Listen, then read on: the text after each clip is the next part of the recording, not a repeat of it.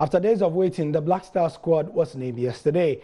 And Kwesi Appiah not only let us know the 29 players who will potentially be going for the pre-tournament campaign, he also let us know about the backroom staff. So the squad will go on.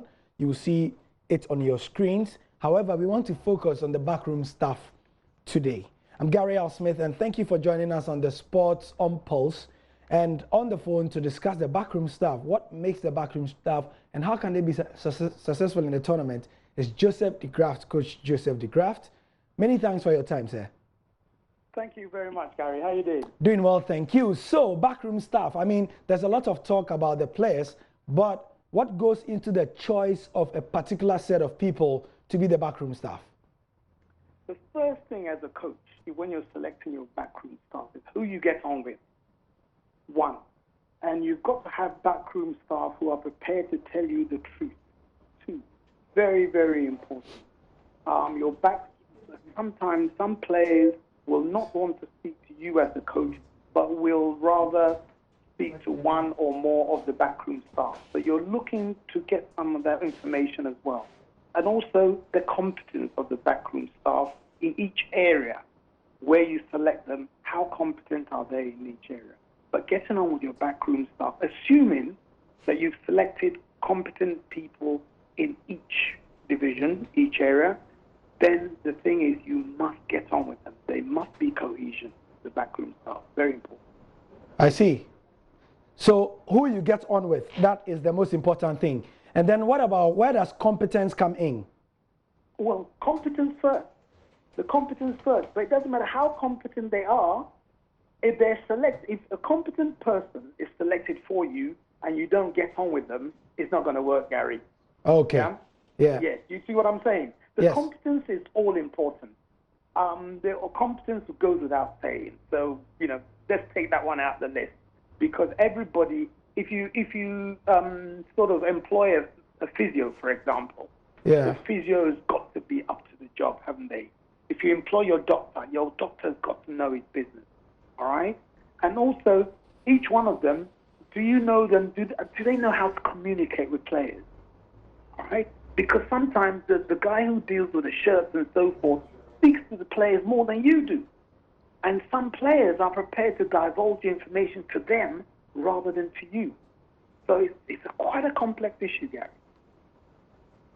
Now, moving away from that, how does Kwesi Appiah manage his dressing room, his camp, after the captaincy row of the last 2 to 3 days going forward?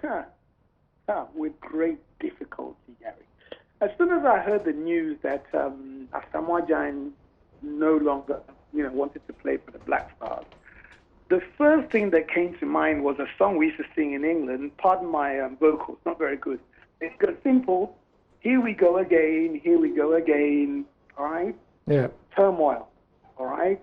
Turmoil must always be avoided if you want to stand a chance of winning these tournaments. Now, we've gone on to the back foot.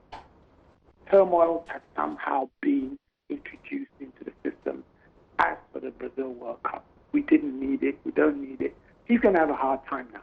Because whatever happens, once you get this turmoil, you get factions created in the dressing room. If you're lucky, you get the minimum number of factions, which is 2. If you're unlucky, you get 3 or 4 different factions. All right? And that does not go well for the cohesion of the team. The squad. Excellent. And then your general thoughts on how Ghanaians should manage the team as well, because there's been all this talk about Ayuse. Some don't support the fact that he's become the new captain. Some don't support the fact that Asamoah Gyan is even back. They just want him to have stayed away once he said he had retired, whether the president called him or not. Some also feel that Kwesi Appiah should have stood his ground and not allowed him into the team, even when the president spoke to us. How do you expect the fans to go behind the team now? I would say to the fans, what I would say to all fans is listening. The first thing that must be kept out of this whole discussion is insult. Some people like insults, and it's wrong. Insults are wrong. Insults aside, number one is insult. Number two, everybody is allowed to have their own opinion.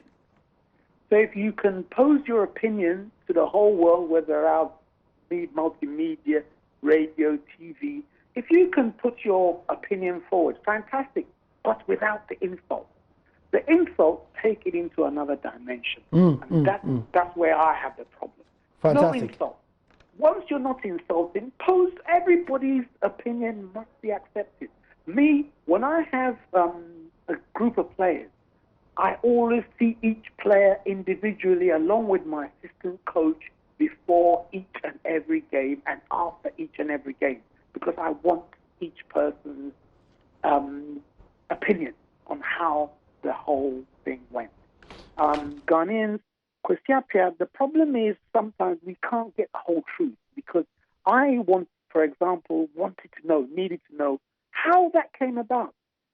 Why did he decide to put the DIU and, push out Asamoah? Right, Coach. Thank you very much. We appreciate your time. And that's Coach DeGraft giving us his thoughts on the backroom stuff and how Kwesiapia should manage things in the camp after the captaincy. We'll be back at 8:30 with more. I'm Gary Al Smith, and that's the sport for now.